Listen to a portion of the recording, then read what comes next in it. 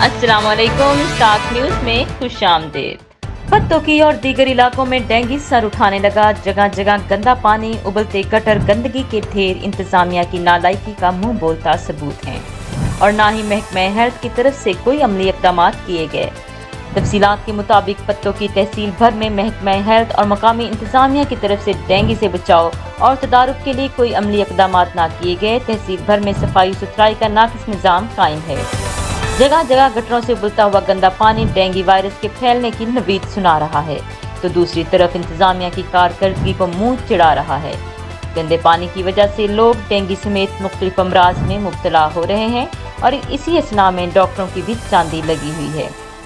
गंदगी की वजह से अस्पताल भी मरीजों से भरे पड़े हैं। डिप्टी DHO पत्तोकी बराए नाम फील्ड पर आते हैं, जिनको अवामी मसाइल से कोई सरोकार नहीं। अवाम का कहना है कि बारहा अफसरान के नोटिस में लाने के बावजूद कोई अमल दरामद नहीं होता। तहसील पत्तोकी के अवामी समाजी हलकों ने वज़ीर आला पंजाब मरियम नवाज शरीफ और चीफ सेक्रेटरी से फौरी नोटिस लेने का मुतालबा किया है। मज़ीद खबरों और अपडेट्स के लिए सब्सक्राइब करें हमारा चैनल और देखते रहिए स्टार्क न्यूज़।